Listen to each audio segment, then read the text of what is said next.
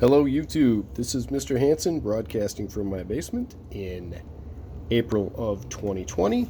We are going to check out Flush, chapters 7 through 9. We will also check out the paperwork that goes along with that.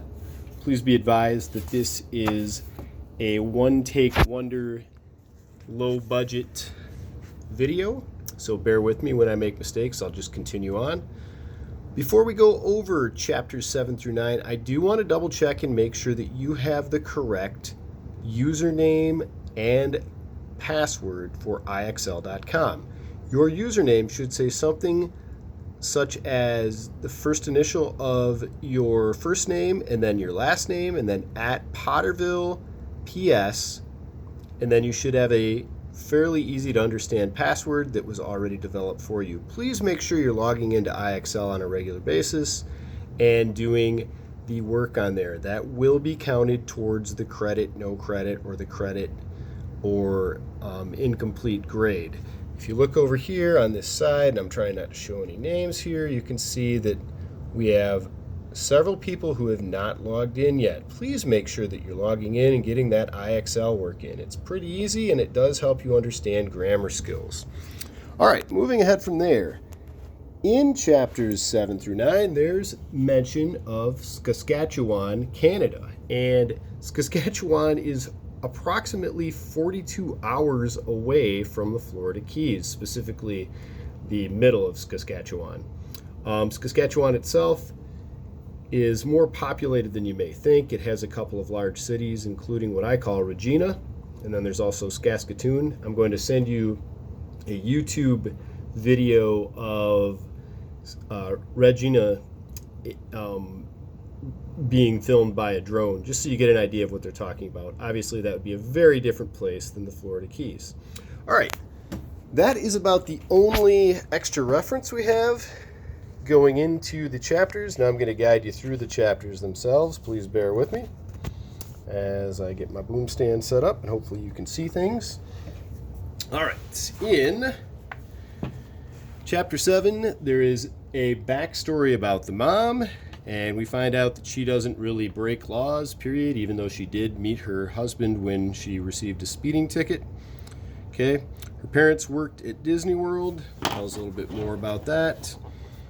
And you've got this other part. This is where they start talking about Saskatchewan. And you can guide through that as you read through it.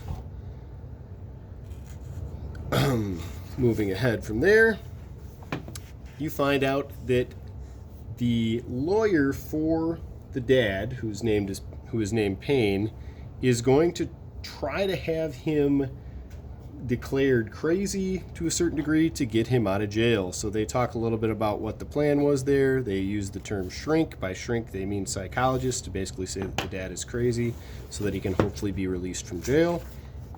Moving ahead from there, he is going to be on a TV interview, but the kids don't want the mom to see the TV interview, so they purposely make the satellite dish not work. Okay? Here's an interesting quote that tells you a little bit about it. Apparently, everybody else on the island had watched Dad's big interview, and many of them wanted to share their reactions with Mom, who was mortified. Ooh, so it's probably good that she did not get to see the interview. This kind of dates the story itself. There's a reference to a Game Boy.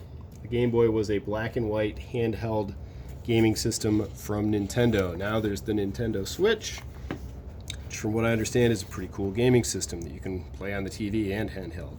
Okay, here's more reference to that crooked-nosed bald guy who had grabbed Abby earlier. The crooked-nosed bald guy who'd grabbed Abby was sitting in a beat-up old station wagon parked beside Dusty Muleman's ticket office, so that's right by the casino itself.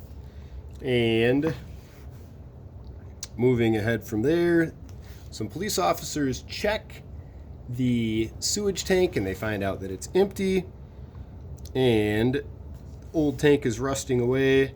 The sewer tank wasn't just empty, it was wrecked and useless, a phony prop and Dusty Muleman scam. So Dusty Muleman is still illegally dumping the sewage into the waterway there. Moving into chapter 8.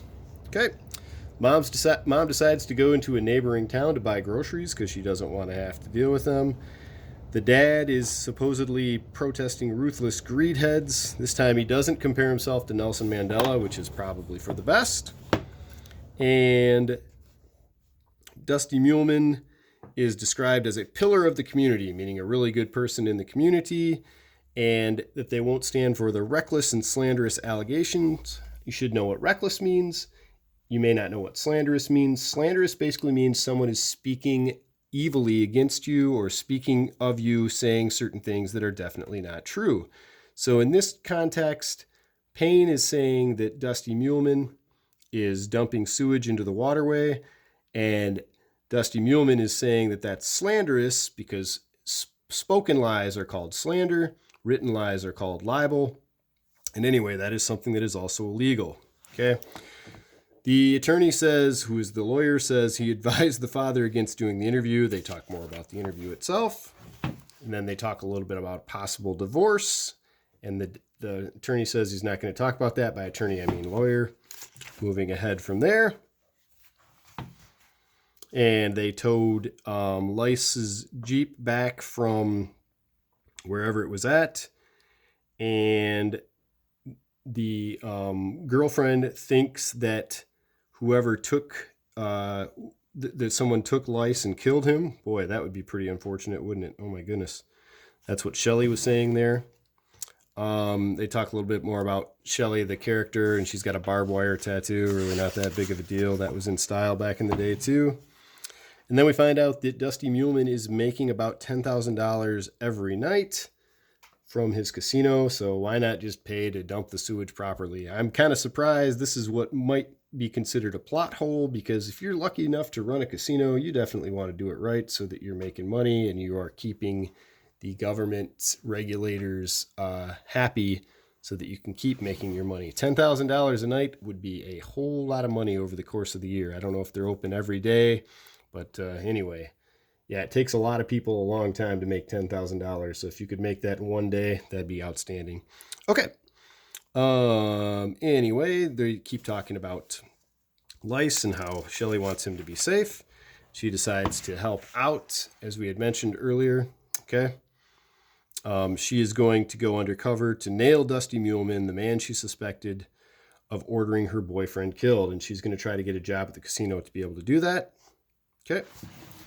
And they need witnesses, not just a hole in the sewer tank. Now they're talking about moving to Canada. That's why I put that in the earlier part of the video. And towards the end of this chapter, the dad shows up wearing the orange jumpsuit.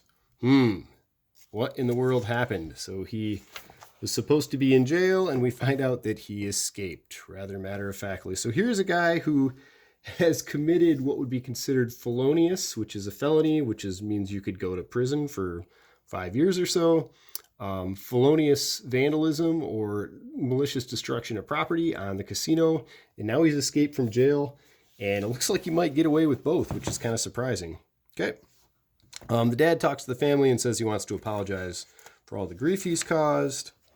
Then he finds out that he was on National Public Radio, which is a big deal to him. National Public Radio is a syndicated program throughout the entire country that is paid for mainly with donations and then a little bit of tax dollars. And they try to have a very even-keeled point of view on the news. They try not to take one side or the other. They just try to report news. Okay. Down here, we find out about the small-town bureaucrat with a badge. A bureaucrat is someone who works for a larger organization. If you are a bureaucrat, that basically means you are in charge of a certain section of an organization. So, for example, when you have, how can I explain this best?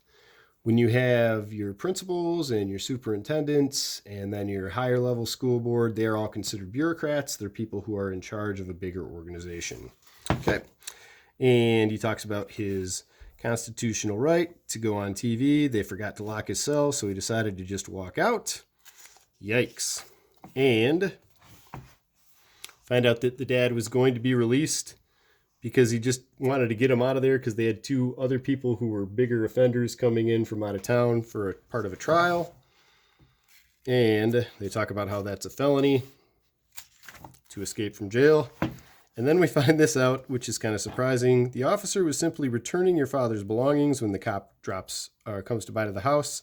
Apparently, the sheriff is delighted that he escaped, has no intention of pursuing him as long as he goes back and gets the paperwork straightened out. So he can go back to the jail and say that he was released properly by signing the paperwork, and everything will be forgotten. Lucky him, because if you escape from jail and they want you to stay in jail, you could be facing some huge charges. Okay, moving ahead from there, and talk a little bit about Thunder Beach, and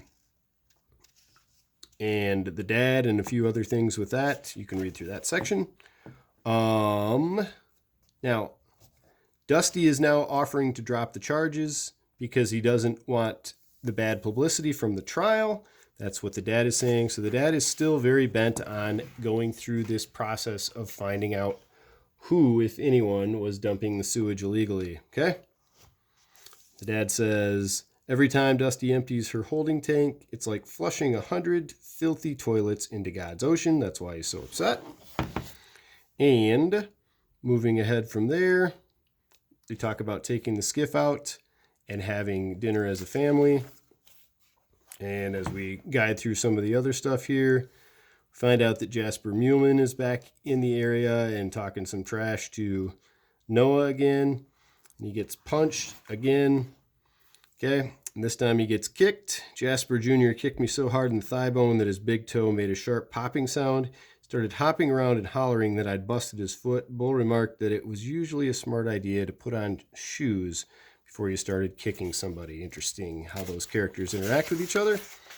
And that is basically how our chapter ends.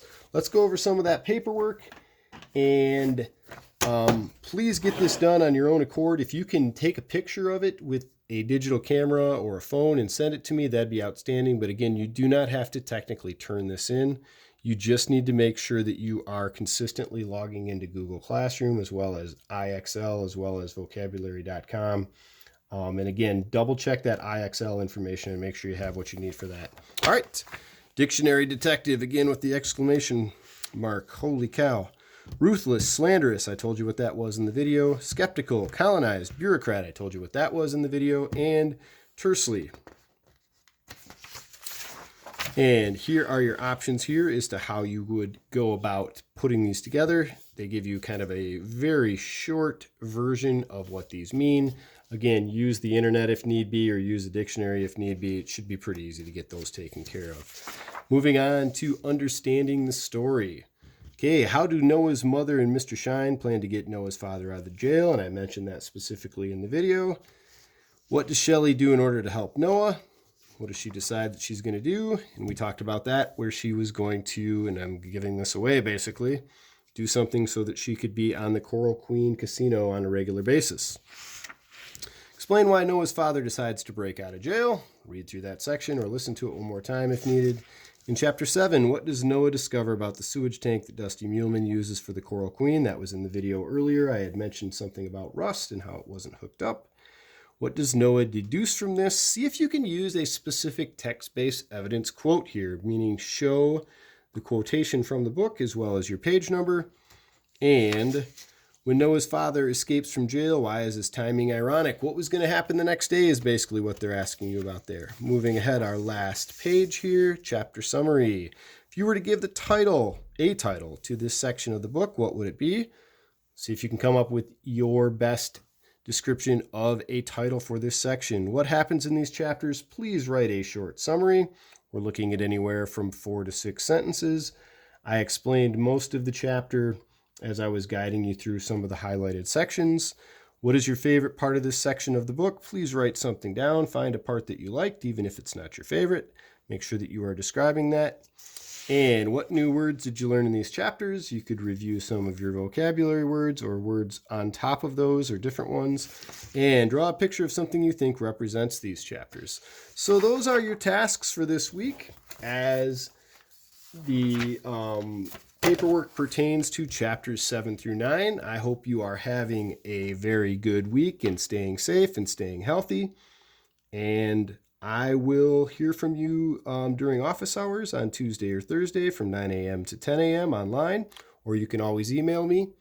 Again, I hope you have a great rest of your day, and I will talk to you next time.